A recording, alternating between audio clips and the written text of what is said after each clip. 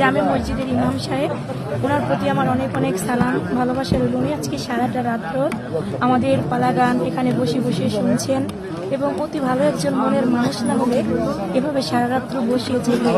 উনি একজন মসজিদের ইমাম। আফসোস লাগে আমাদের, এটা বলতেও লজ্জা লাগে যে আজকে আলেম সমাজের এতটা অবনতি হবে এটা কখনো চিন্তাতেও আনা যায় না। অকল্পনীয়, অবাস্তব একটি বিষয়। বর্তমানে একটা মসজিদের ইমাম, গালিয়াপুর জামে মসজিদ।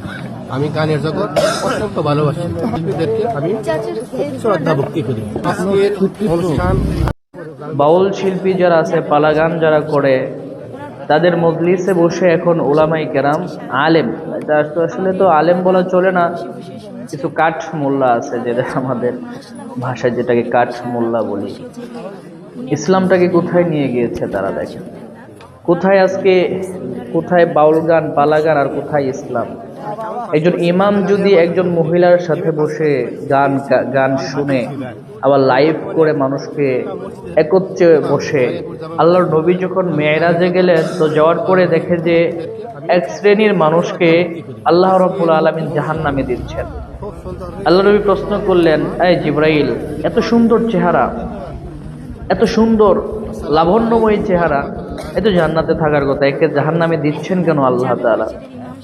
জিবরাইল প্রতি উত্তরে বললেন, ও নবী, আপনার এই ব্যক্তি, আপনার এই আলেম, এটা আপনার উম্মতের একজন আলেম, সে যে কথা বলতো সেটার উপরে আমল করতো না, সে মানুষকে হাদিস শোনাতো কিন্তু নিজে এটার উপরে চলতো না, আমল করতো না, যার কারণে আল্লাহ রাব্বুল আলামিন তাকে জাহান্নামে নিক্ষেপ করতেছেন।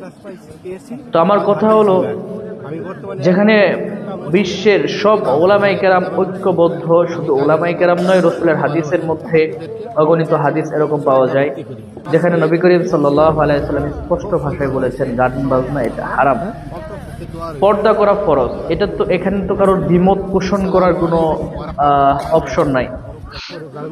কোরআনের সুস্পষ্ট বিষয়ে যদি কেউ দ্বিমত পোষণ করে তো এখানে তার ঈমান চলে যাওয়ার সম্ভাবনাটা অনেক বেশি। অনেকেই বলে যে ঈমান চলেও যায়।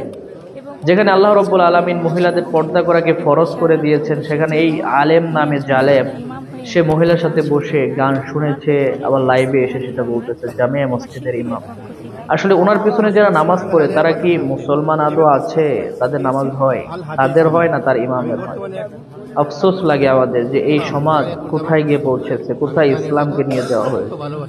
আল্লাহ রাব্বুল আলামিন আমাদের সবাইকে বুঝে বুঝে আমল করার তৌফিক দান করেন।